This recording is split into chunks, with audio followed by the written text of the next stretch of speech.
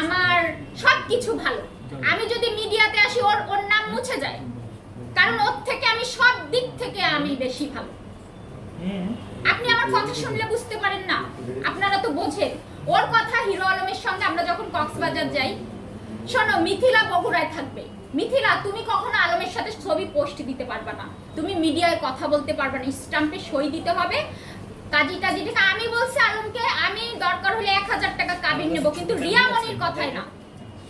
তুমি আমাকে যখন বিয়ে করছিল হুজুর দেখে, কোথাও রিয়ামনি ছিল না। রিয়ামনি তখন ডিভোর্সই ছিল, তখন রিয়ামনি ডিভোর্সই ছিল। আপনাদেরকে আমি পেপারস দিয়েছি।